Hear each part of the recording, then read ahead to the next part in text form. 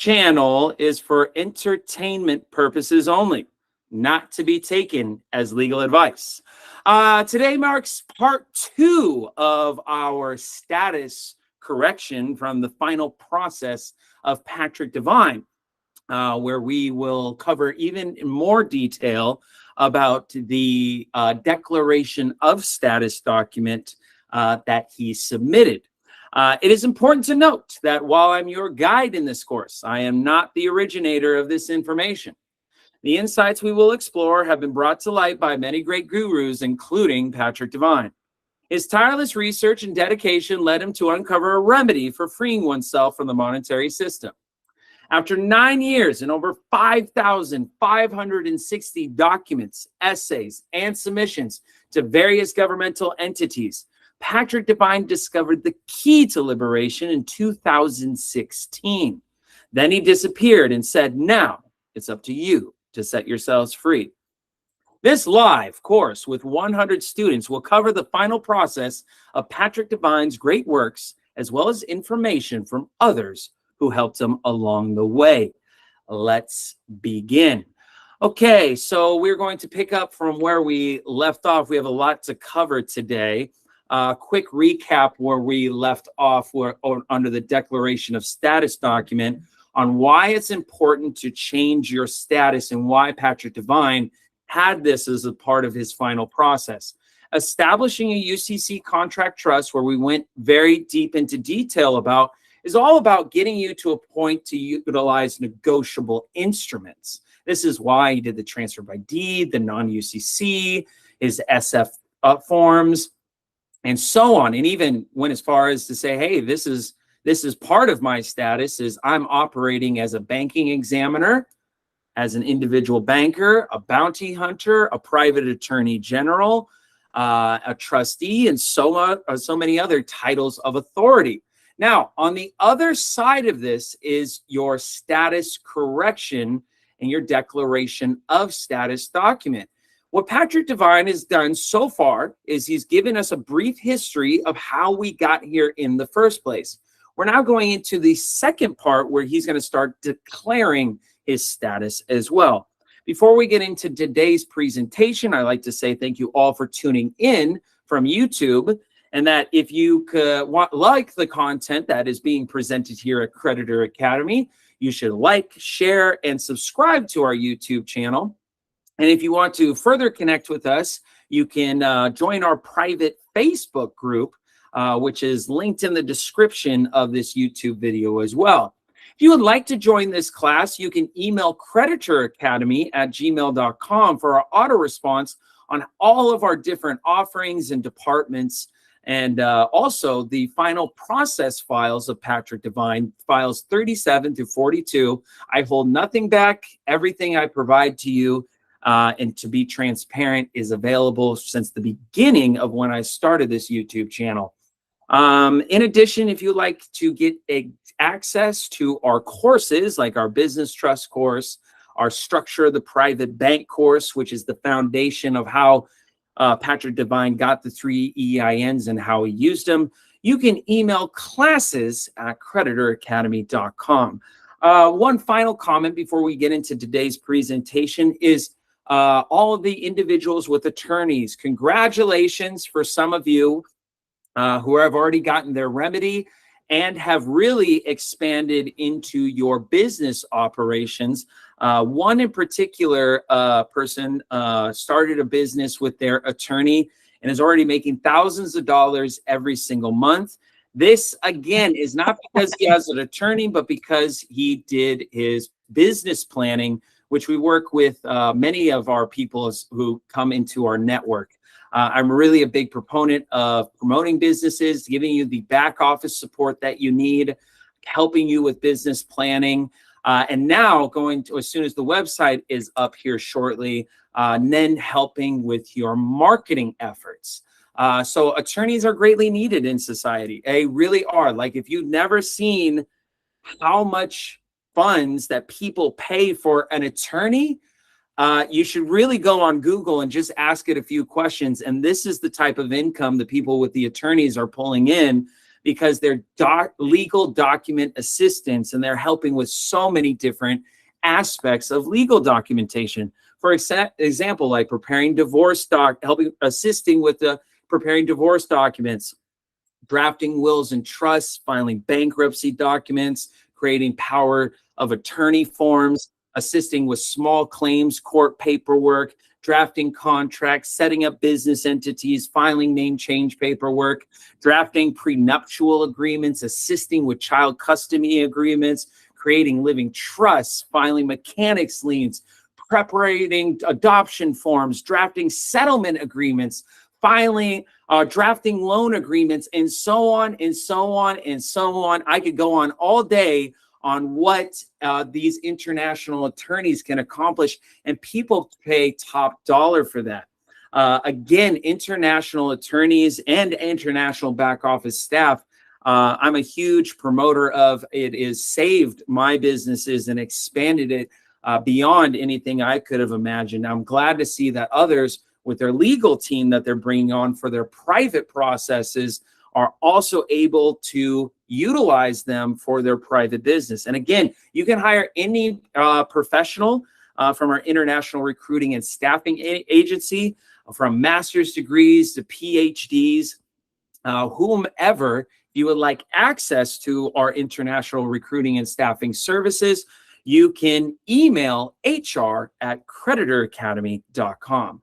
Okay, without further ado, let's go into today's discussion. We got a lot to cover. We covered so much the other day. I want to rip through this document and really home it in on how important it is for your declaration of status change. We left off on page 3 of this document where Patrick in section 12. Section 12. We already went through a brief history. Now, Patrick Devine is going to get more into the Bill of Rights, the constitutional rights, and what it means to be an American state national or American national. Whereas I, Patrick Paul of Devine, have returned to my former status of being an American free man and an American national in equity, i.e., de jure private national citizen of the United States under Section 1 of the 14th Amendment, and therefore stand in personam, in essence, and sui juris, possessing all God-given unalienable rights, including those protected by the first 8 amendments of the Bill of Rights, all constitutional rights, federal and state, and all common law rights of a de jure private citizen of the United States, American national, no longer under the legal disability of being the property or surety for or wedded to a de facto state-created public U.S. citizen owned by the federal de facto military government of the United States. Whereas I, Patrick Devine, am no longer the property surety or wedded to a de facto public U.S. citizen, therefore, no longer under the de facto jurisdiction, a power of statutorily created de facto emergency powers government, as those absolute legislative, absolute executive, and absolute judicial powers are exercised towards the de facto public U.S. citizen deemed as a rebel and belligerent statutorily residing in a state deemed occupied territory, and therefore no longer under the paternal guardianship of de facto emergency war power governments, federal or state, as those absolute paternal powers are exercised towards its infants, children, and wards, and the de facto public U.S. citizens. Now, this is an important paragraph right here, because what did he call out? He called out the 3 branches of government: the legislative, the executive, and the judicial branch of government. And he is no longer under their de facto what? Jurisdiction, under the power of statutory, under the Emergency War Act. So Patrick, as we've gone through in a previous video series, is operating under Article 4 as a public, as the fourth branch of government, as a public citizen, as an individual banker, bounty hunter, and so on, which is what brings them out of the jurisdiction. How could you be in the jurisdiction of a de facto government if you are at the same level as the three branches of government? And that's how why he's differentiating himself under this declaration of status document. And so Patrick of Devine, aka Patrick P. Devine, hereby present my renunciation as to an implied allegiance to the de facto United States. Therefore, based upon the foregoing, Patrick P. of Devine, in essence and sui juris, do make oath, solemnly declare and affirm the following positive avertments. I am one of the posterity of we the people, by whom and for whom the Constitution was originally ordained and established according to its preamble, holding de jure private American national citizenship conferred upon my natural birth by Section 1 of the 14th Amendment to the Constitution of the United States. My proper name at common law is Patrick Paul. My family name is Devine. I am also known as Patrick P. Devine. The proper name, Patrick P. Devine, is spelled in both upper and lowercase letters without capitalization, i.e. without using all capital letters name, in accordance with proper rules of English grammar. This is why later, when we go into the status correction, we're going to go into a document for copyright claims. And this is why Patrick Devine copyrighted his name and the all capital letters, because his proper name without the capitalizations is going to be these both upper and lowercase letters, because the all caps name is a product of the for-profit corporation of the United States. And really what it is it's a fictional entity. And how do you know? Because it is not in accordance with the English grammar. It's not a name. So Patrick P. Devine was naturally born to two parents bonded by holy matrimony on the Julian calendar date. We left that out.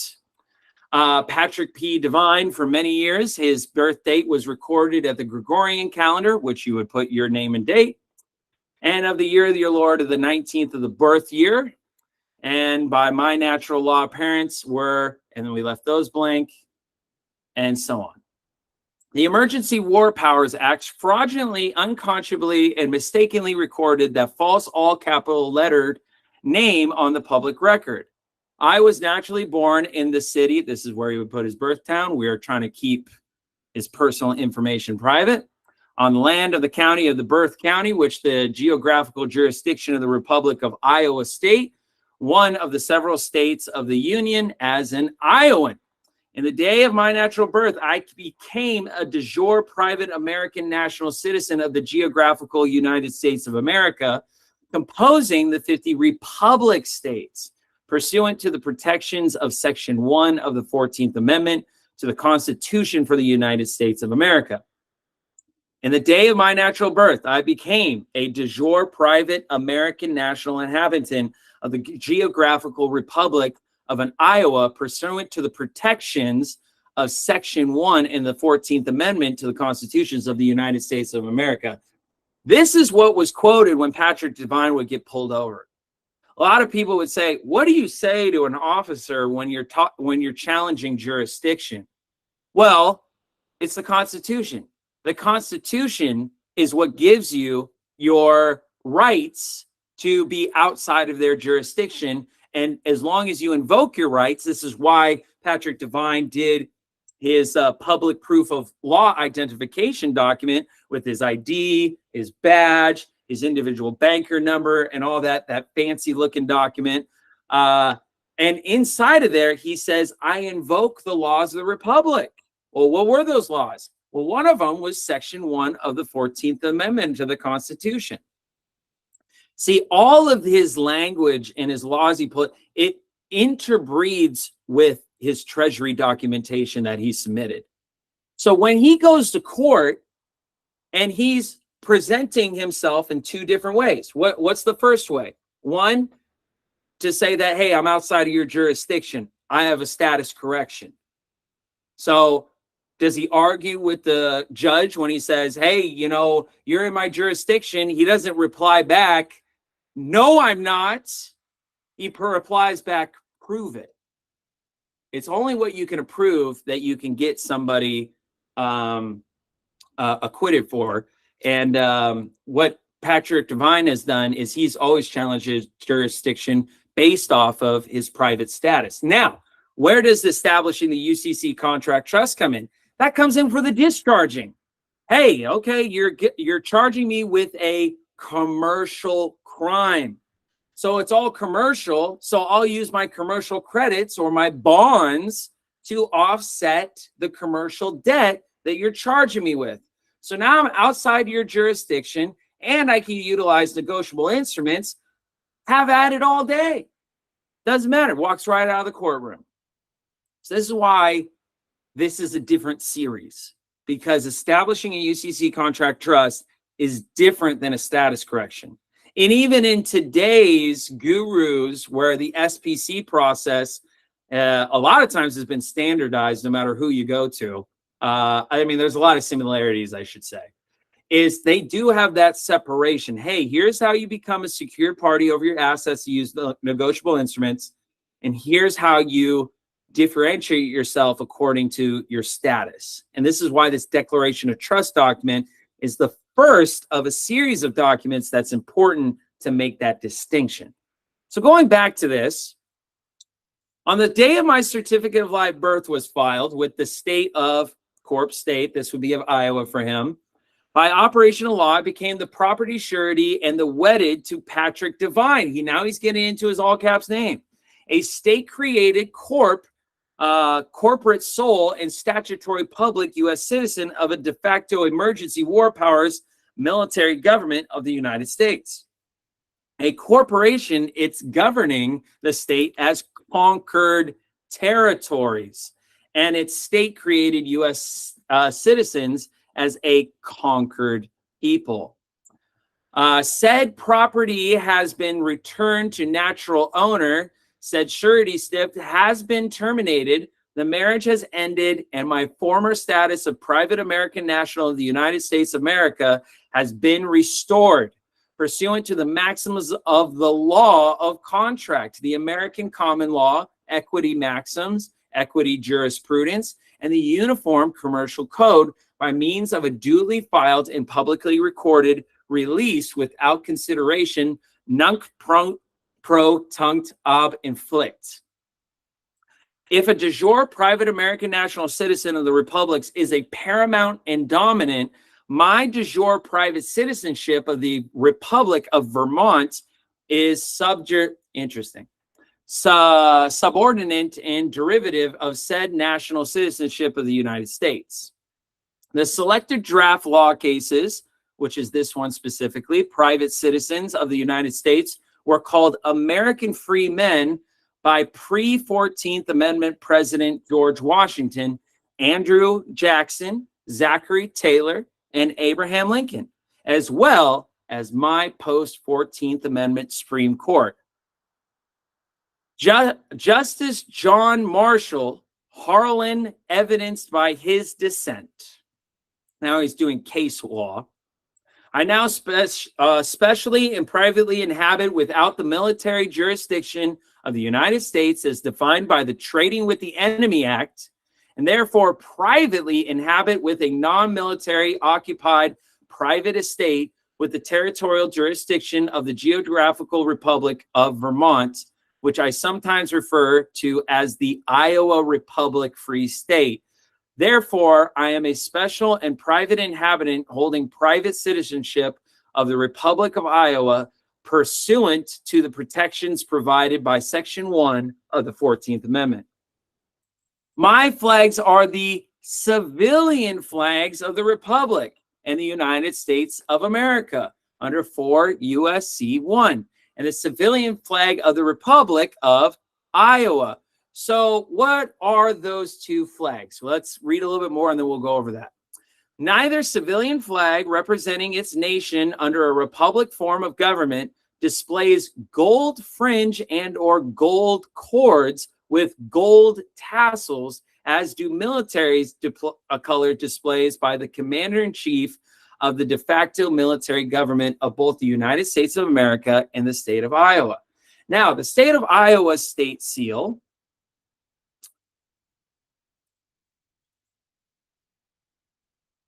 that he is referring to is this, okay? This is his state seal. This was on his public proof of law identification document that he went over as the state republic that he is in. Now, the civilian flag, type that in.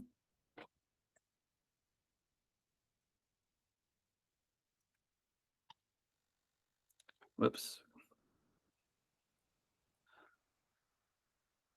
Is this the peace flag of America? We are, as he was saying, a non-combative. We are not at war. We are not under the Emergency War Crimes Act anymore. We are not a conquered people. We are a civil society during peace times because we're not at war. And this is why he has this on his ID, to say that I am not here to go to war. So I thought that'd be interesting enough to kind of share, to know why those flags are in a lot of his documentation. My law is the 20 maxims of English American equity. My seal is my private to my family. Being a non-statutory constitutionally protected private American national citizen of the Republic of the United States of America, and a non-statutory constitutionally protected private citizen and private inhabitant of the Republic of Iowa, and therefore no longer the property surety for or to the wedded to Vermont corporate sole public U.S. citizen. Patrick Devine is not in commerce as a matter of personal status, as are statutory, state-created, surety-backed public U.S. citizens of the United States. And therefore, the sentient living person, Patrick P. Devine, without a surety in persona, property is a non-taxpayer described in the Economy, Plumbing, and Heating versus United States.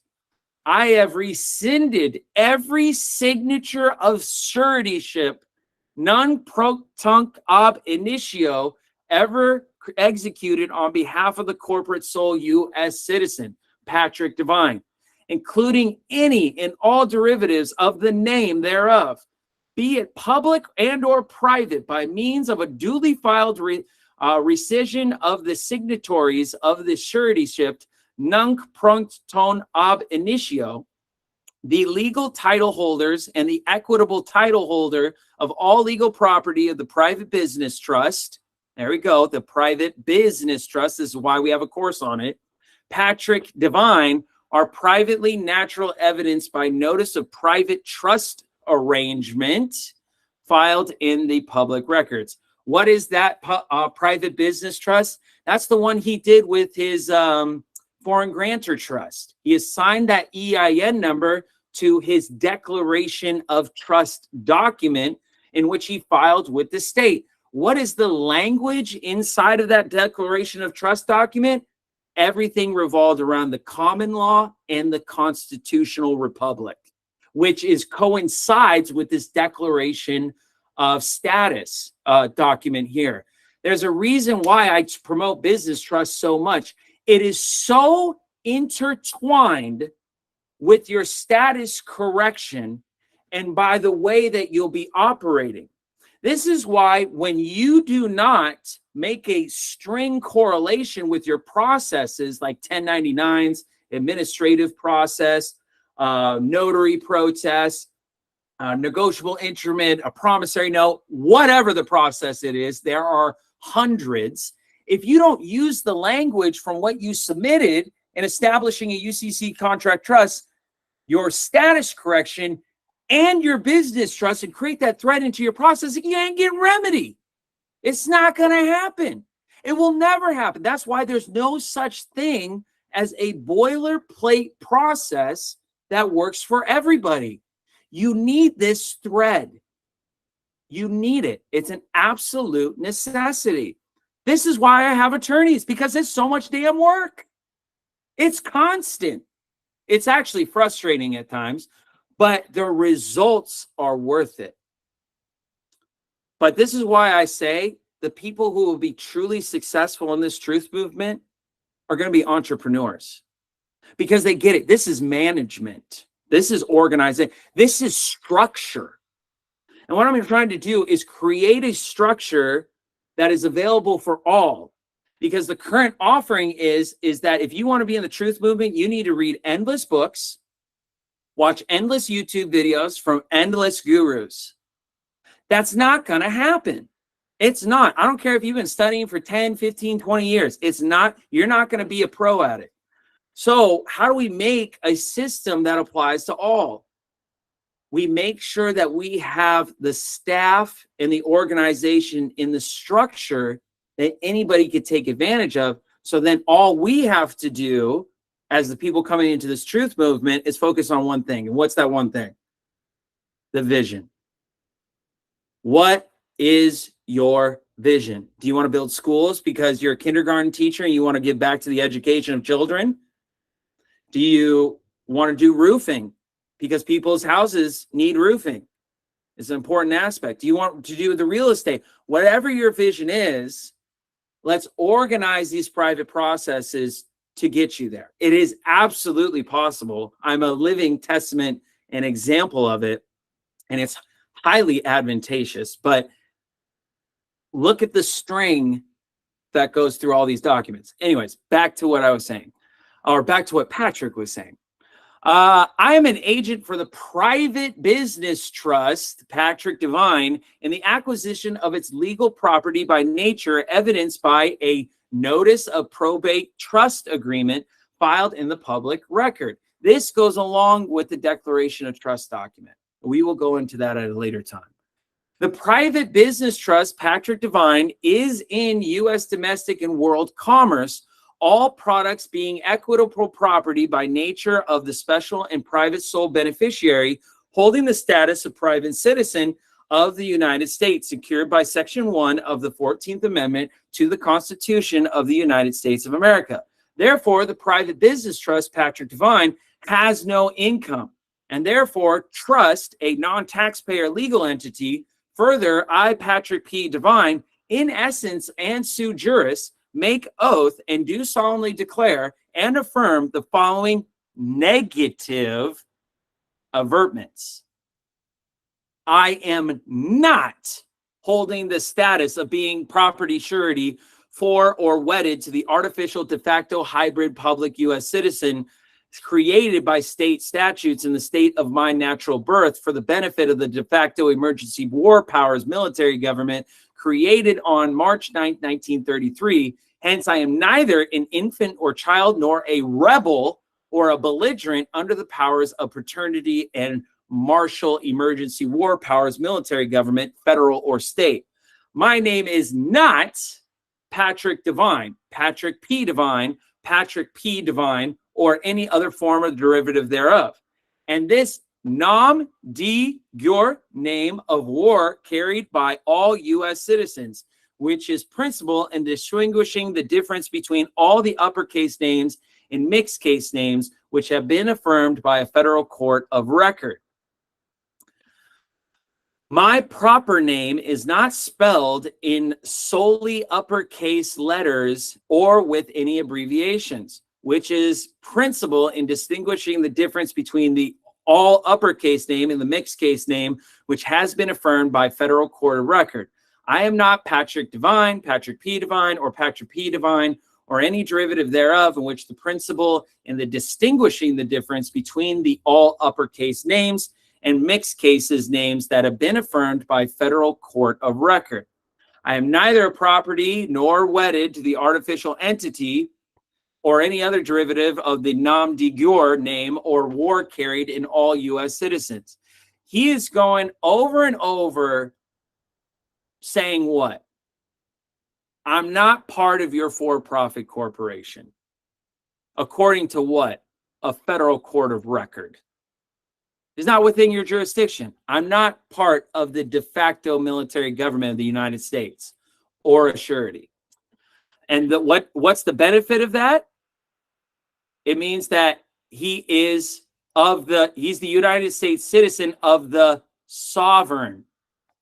The de facto military government of the United States for income, excise, and privilege tax purposes. My flags, national and state, are not military colors bordered with gold fringe and or draped with gold cords with gold tassels. I'm not an enemy of the United States, nor a belligerent or combatant.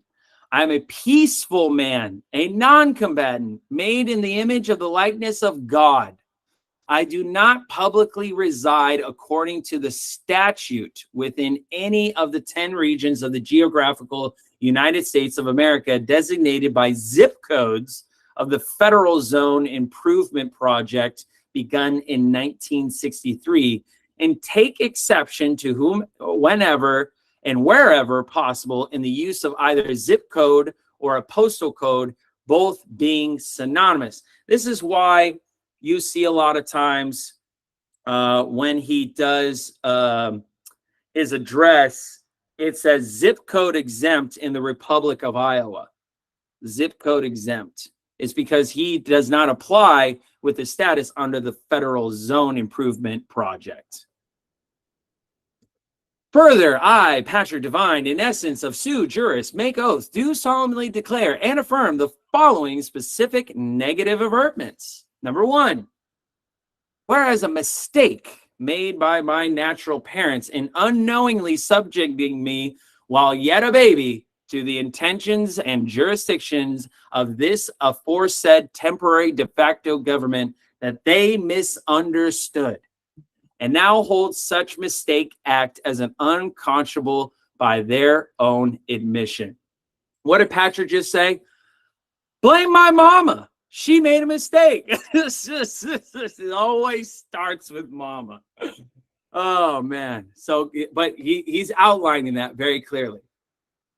Maybe the dad in there, too. I don't blame mama totally. Am I not free under the rules of English American equity to correct a mistake for the regard of my own interest? May I not now choose by my free will act to properly correct my status by way of this declaration for the intention of having proper and peaceful relations with all men? Are not all of the aforesaid avertments made in this declaration true regarding who I am and who I am not being?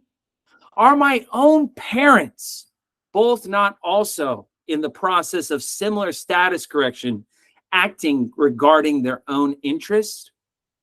Is it not my intention to see that my own wife and children have the same proper status as myself? And does our identity belong on the U.S. do not detain, do not arrest list?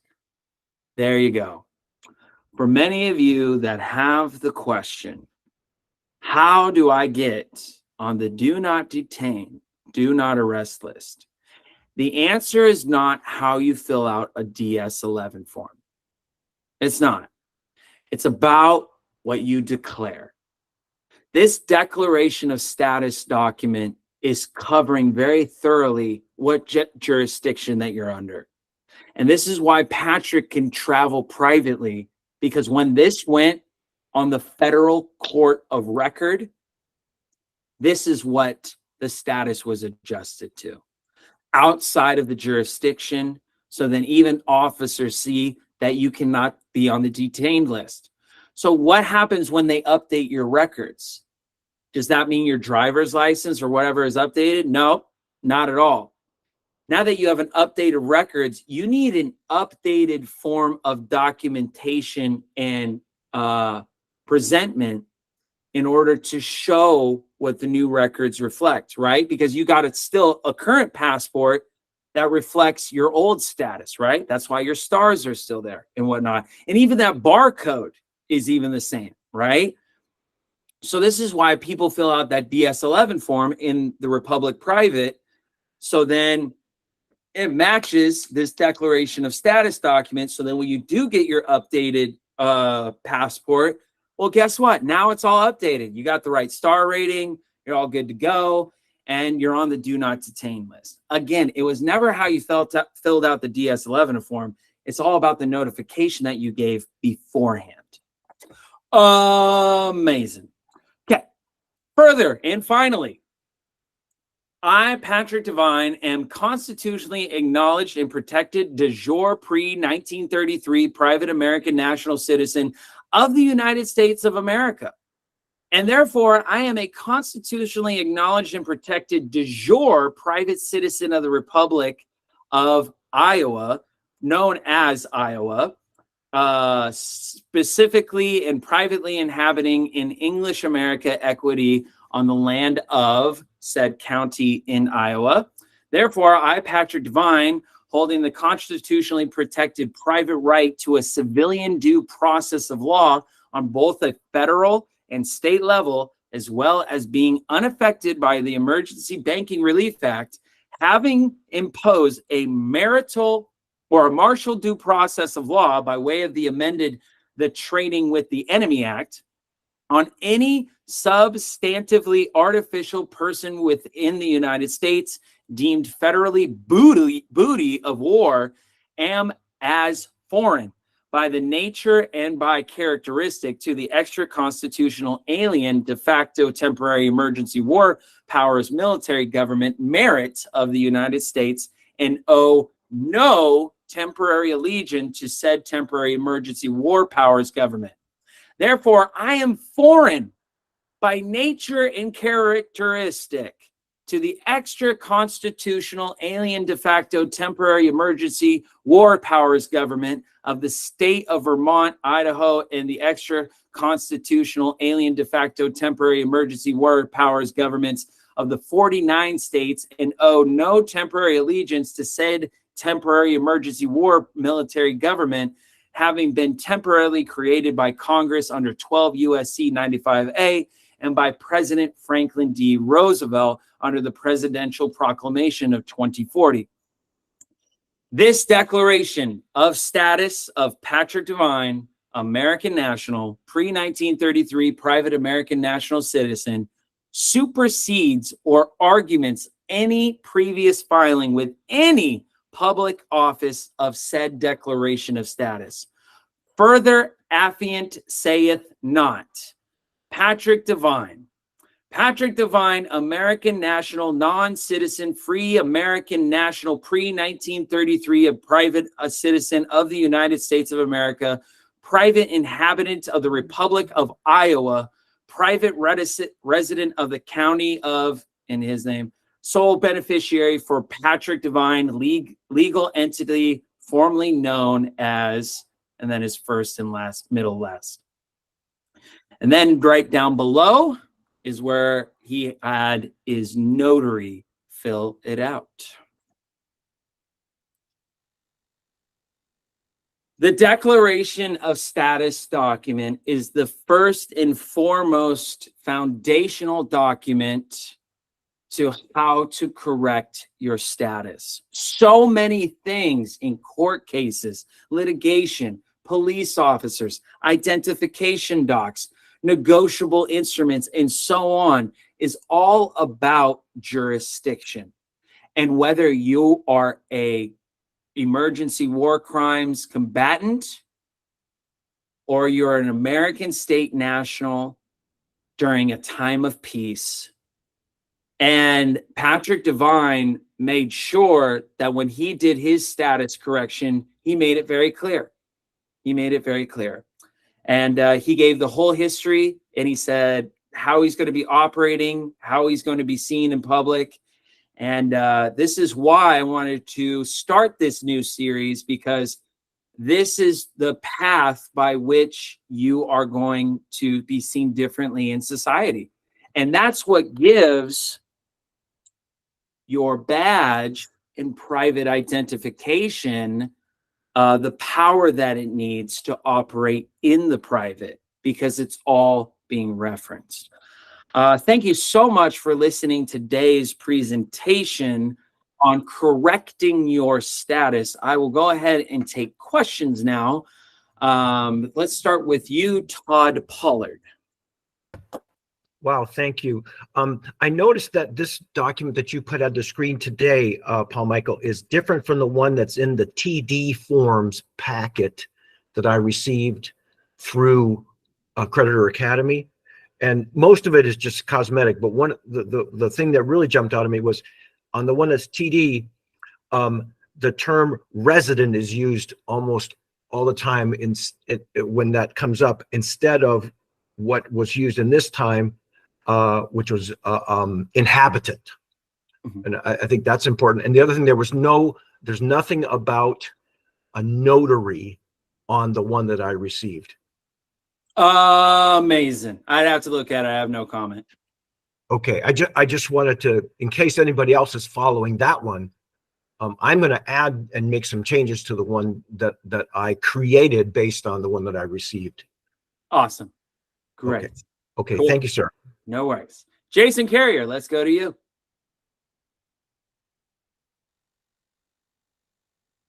Jason. Hey, Paul. Hey. Hey, sorry about that.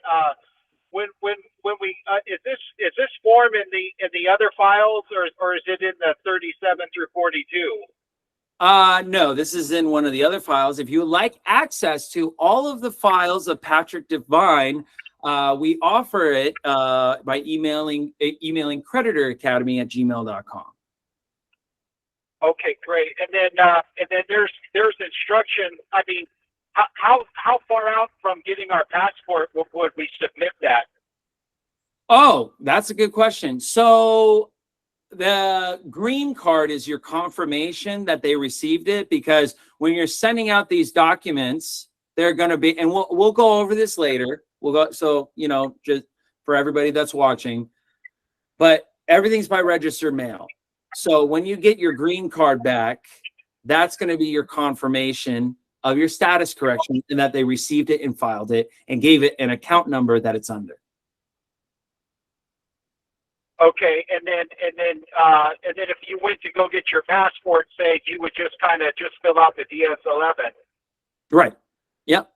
And okay. I'll show people, you know, how the DS-11 is filled out. Yeah, that's fine. Okay, is that going to be another program? Yeah, it'll have to be a different series, because now you're getting into more of the identification, because now you're asking yourself, do I show my passport? Do I show my private ID? Do I show my badge? Do I show my back? What do I show? Right. So a lot. Okay. Well, so to make it short, in the other files that you buy, this documentation will be there with instructions.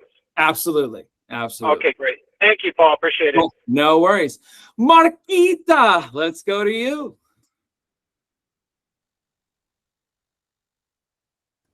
Sorry, speaking with being on mute. I'm sorry. Good evening to you. I checked your calendar for consultation. You're not available at a time that is going to be best for me. So I'm just letting you know that, because I definitely want to connect with one of your advisors. So how would I do that? Amazing. I'm happy to do that. If you want to send me a direct email, what I'll do is I'll reply to you really quickly and get you connected to an advisor right away, and then you can connect with them. Oh, wonderful. Cool. Also, just to kind of piggyback on the gentleman who was just asking questions about this document that we've gone over.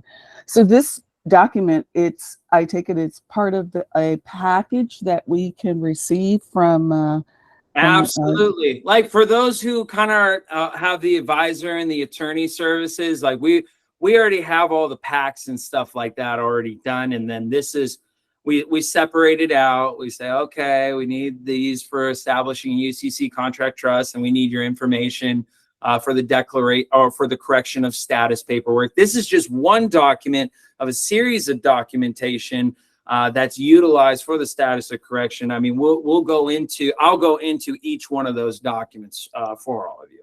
Wonderful. Last question. I'm just curious, for getting through the status correction phase, and if we're doing it very fluidly, very efficiently, what is the estimated time frame for processing it and just getting through the status change portion? Would you estimate what kind of time are we looking at? Yes, this is the same question that I got when when I did the home healthcare licensing for the Department of Health, and I said they would all say, "Hey, I paid you $20,000 for your attorneys to get all my paperwork done and all that. How long is it going to take?" I mean, besides the documentation part, we're really fast, right? Okay. But it's dependent on how many people are working at the Treasury Department or the Department of State at the time and how many applications that they're receiving. I've seen it as soon as a month and a half to 2 months to as long as 6 to 8 months. Yeah, I was actually looking at 6 to 8 months, just considering just all the material that we have to get through, first of all, let alone the processing that takes place on the other end, the recipients of what we're submitting. Absolutely, absolutely. Now, here's the thing that's most valuable is not so much about what you're submitting and how fast it is, but how we're going to be operating after that. So while we're having that waiting period, we can get your business trust done, so then we can have you operate in the private and have everything separated. Then we start working on your vision. When if you have any business goals or passions, we start developing on that right away, because you're now going, just because you're waiting on your treasury stuff to get approved doesn't mean that we can't start operating in the private, helping others through commerce, and start really growing our back office and business in the meantime. So then when we are approved, guess what? The business is ready to rock and roll to really expand on real estate, on discharging credit card, whatever it might be. Wonderful. Wonderful. Sounds really, really good. So after I speak with one of your advisors, and just to get through just this, you understand my right. my hot topic. Get the hump over the hump, right? Yeah, get over that hump. I will circle back around to you so that we can start talking about what my vision is, because it's going to involve having an offshore business or international business. Oh, I love it. Honestly, I'm all about that. It's already laid out. It's just is it already laid out, girl? I'm ready to go to town. Let's do it. Yeah, it's been ready to go for at least a couple of years. Call this my dream that I'm working on. I've been with this dream for quite some time.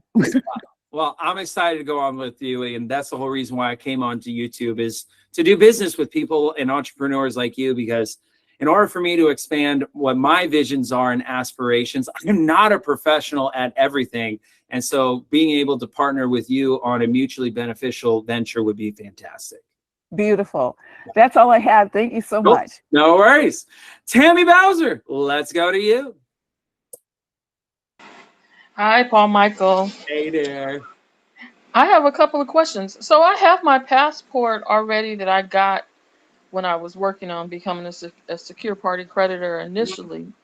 And there are 3 stars on my passport card. I don't know if that means anything, but do I need to redo my passport? And I did file other paperwork. I'm just not sure that it has everything that I need when I read this document. So, what paperwork did you file? Well, the secure party creditor process, which included all kind of documents, but I think this is a more complete document. So I kind of want to. Was a declaration of status, a revocation of election, a power of attorney, all that good stuff. Yeah, and that's why it reflected you to the 3-star status on your passport.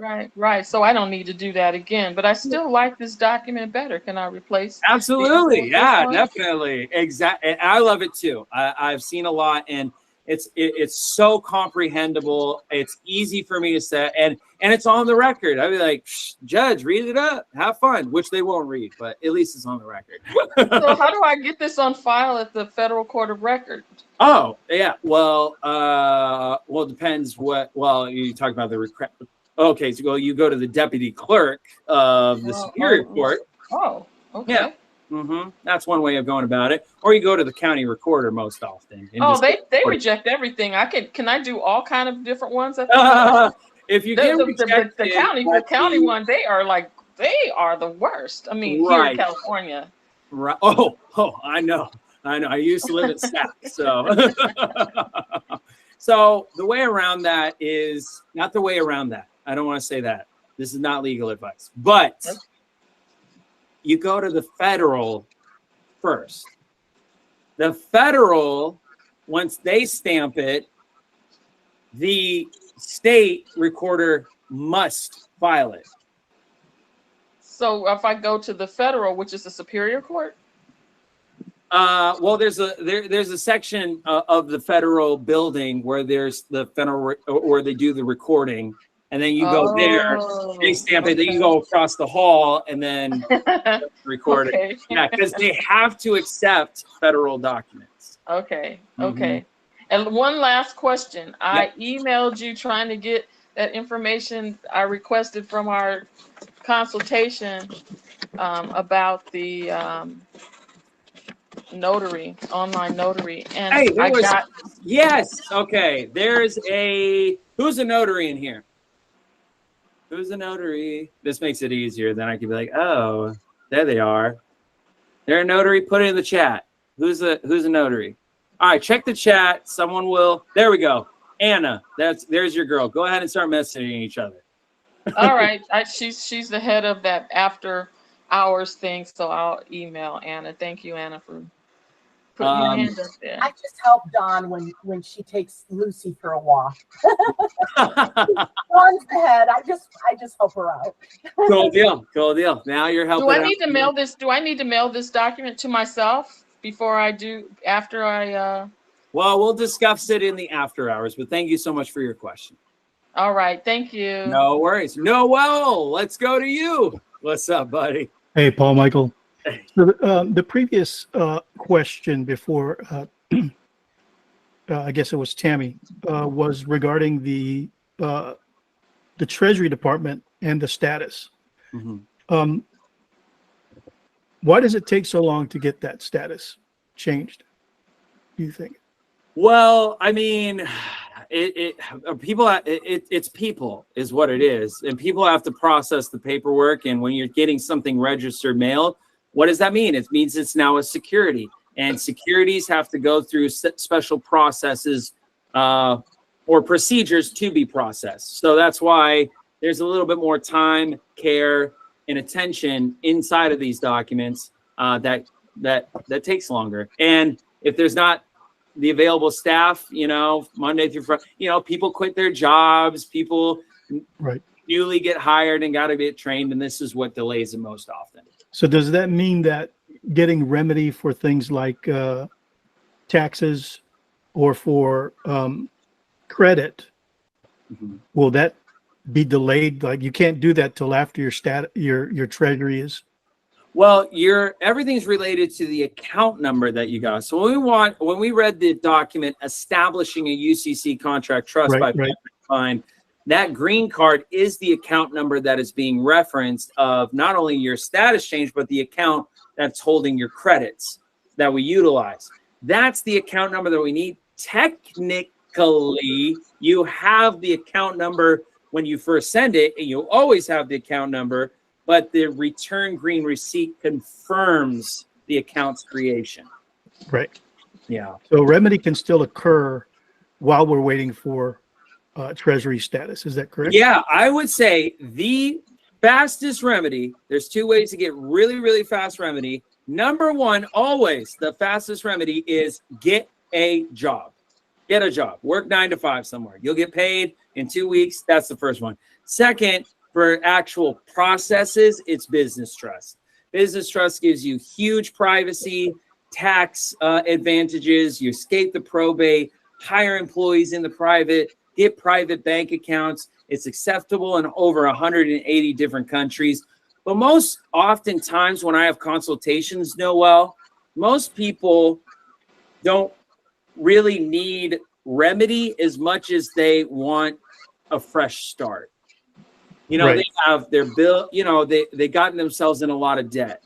They're about to go after their house, their cars, their credit cards have just maxed out. And they're just trying to figure out, oh my gosh, like everything in my life is about to crumble down. And I either need remedy to discharge all this so that I can get that restart. Yeah, my house has already fallen down. So Oh wow. I've already started over, right? So in terms of understanding this. So I Yeah. get it. So really the key for me is to get my status corrected. So I'll pay that $249 to start that process, to get introduced to an advisor, to get all that done. That's I'll do it. that today.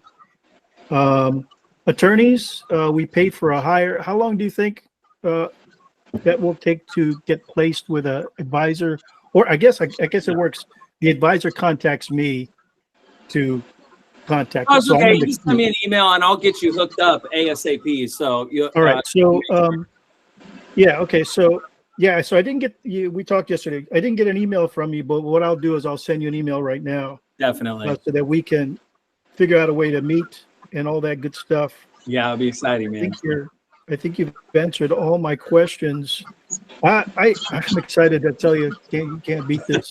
Really, I'm really pumped for it too, Noel. It is an exciting adventure, and it's a hot day here in Seattle. So it is. Yes. It is next level. So I'm excited for that, my friend. I'll look out for your email. I look forward to connecting with you soon. You got it. Thanks. All right, Lou, let's go to you. Hi, Paul Michael.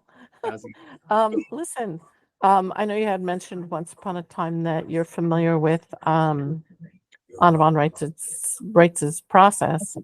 And so I filed the paperwork and sent registered mail to like 6 different locations, some of which you just talked about now.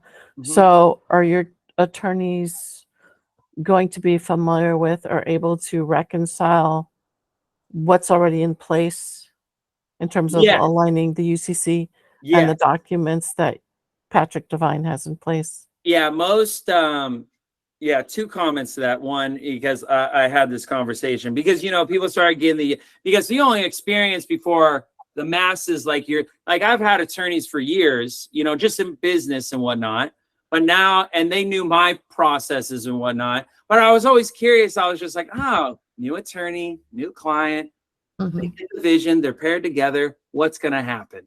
Just kind of the feedback from there. This is the feedback that I'm receiving. It pretty much falls within 2 categories.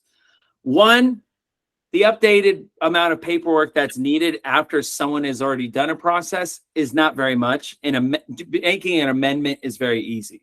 Okay, so that's the good news right there. Second, the attorneys are like, you got to give me something harder. I was just like, it's like falling off a log. I know that when we're in this movement, we just think, wow, this is so much education, so much documentation, so many processes. The attorneys are like, this is not difficult at all, which I love to hear, My attorneys tell me the same thing. Mm-hmm. But yeah, when you already have something submitted, you have the ability to contract unlimited. So any adjustments to the contracts, amendments, cover letters, and all that, you just need copies of what it is that you've already submitted. So then your legal document professional can review it and make their professional comments. Right, because I mean, to register mail something now is just $30. Just I know. Out the door. Yeah. Intentionally, and I mean, because setting up the whole non-UCC process and the trust requires. Well, you said the declaration of trust can be done in an hour. You did say that in another meeting.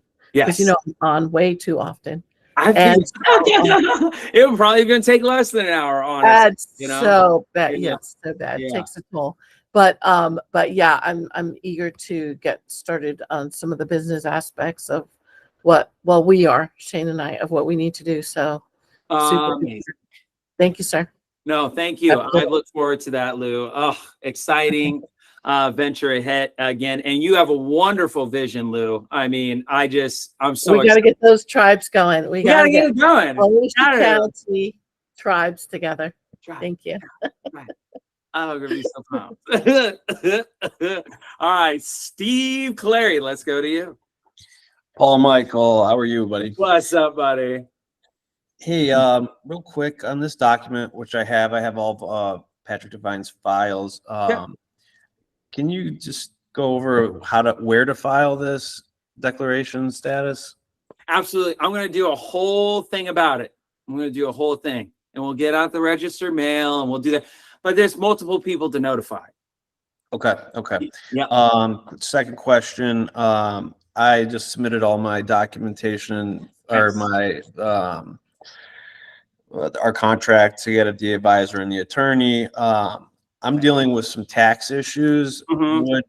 Would the attorney be able to help with that, or do I need to find a CPA to help with that? Because my current CPA, I mean, he's good for commercial processes, but in the private, not so much. Gotcha. Or can the advisor, A CPA and attorney do complement one another. So it's not that one can do a job better than the other. It's just that their complementary skill sets help yield better results because you have two individuals that see things differently and now they're co-collaborating. So just like anything, you're setting yourself kind of like marketing, right? When I had a client and I said, they said, "Paul Michael, I want to make $1 million this year." And I build out this whole marketing plan. And I say, we're going to do a website. We're going to pay for Google SEO. We're going to create for you a bunch of flyers. We're going to make you business cards and this, and that. Then they look at the sticker price at the very end of it. And then they say to themselves, well, Paul Michael, I'm going to guarantee this is going to happen. Yeah. Yeah. Can you guarantee this? And you're like, no, I'm just setting you up for the best strategy. Those two professionals are just setting you up with a better strategy because they can bounce ideas off of one another to deal with the situation more effectively. Would you suggest I continue to use my current CPA or bring in a different CPA that's more adept to dealing with private affairs? You can have your current CPA as one option to discuss with your current attorney. I can't give you particular advice, but with your options that you kind of are having, if you see the value of a CPA to bring into your organization, that would not only benefit you with your private processes, but also with your business aspirations, then maybe that would be the best option to go for.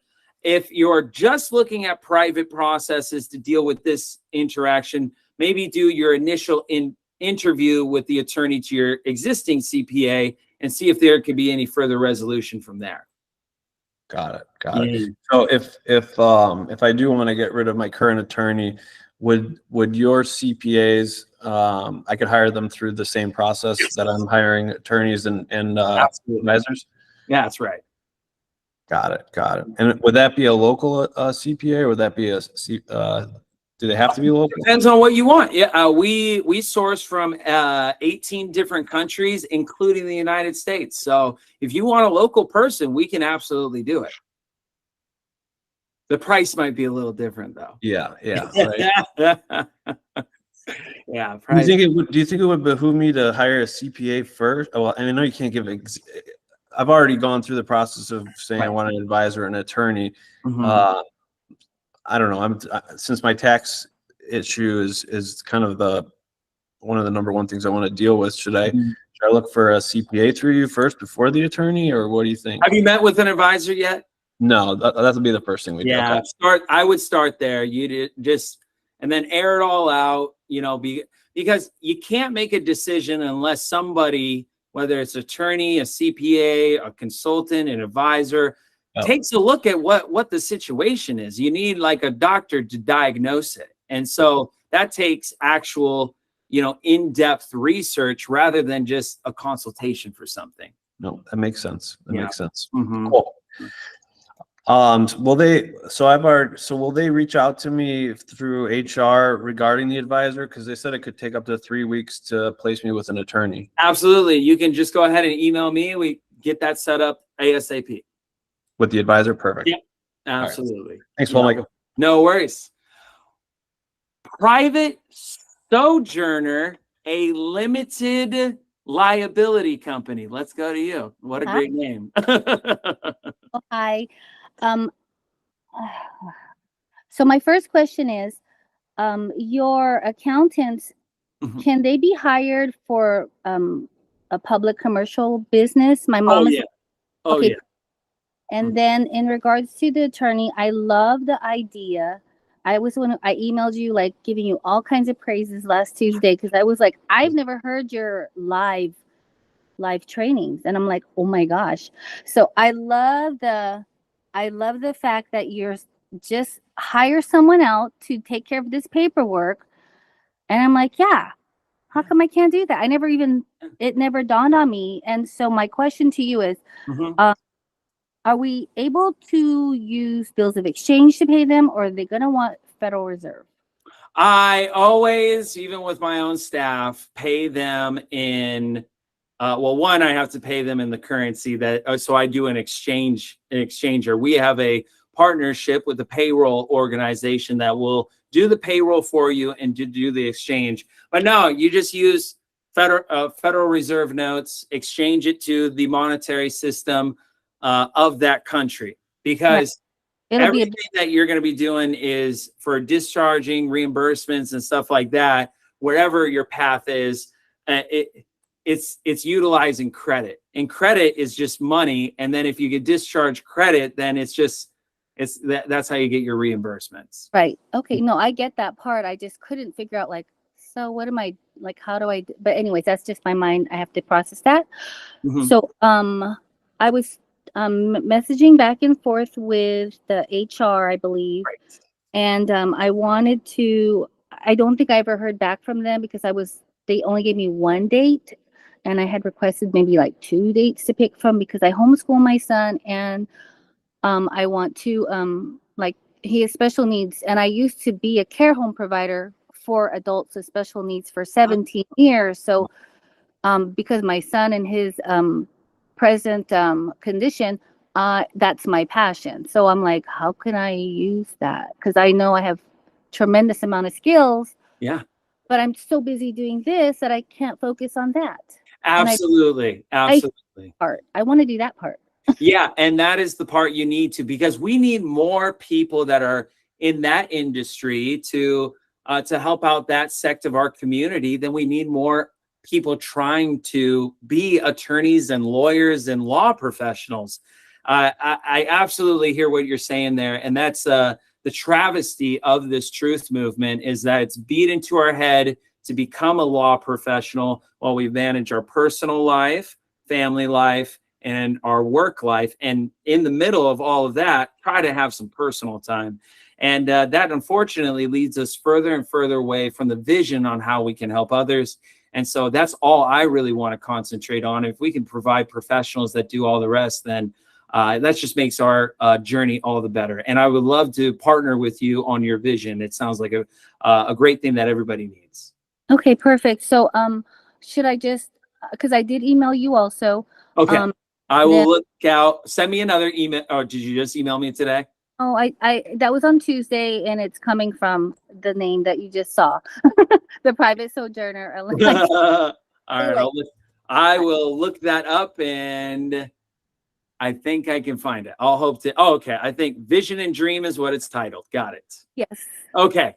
Thank you. Circle back to you. Thank you again. All right. No, thank you. And thank you to everybody who's been watching us on YouTube today. I hope this has been educational as much as it is inspirational. Your journey is your own, and only you can choose the path that to your success, and also to create it. These are just ideas, that I'm throwing out, and only you can make the vision for your life a reality. I really would look forward to partnering with everybody that comes to our organization, wants to start a business and operate in the private. Not only does that help you personally and professionally, but it really is giving back to your local community. And that's what this is all about, is giving back to others and not selfishly taking this movement for our own benefit just because of greed. So I thank you all for the people that have joined us here on YouTube. I look forward to seeing you next week, Tuesday. Now that we've finished the declaration of status document, we'll go into the next piece of documentation on correcting your status as part of Patrick Devine's final process. Until then, take care of yourselves and your loved ones in the meantime. Good job, Paul. Thank you. And we're off air. Okay, Aaron Burke, let's go to you.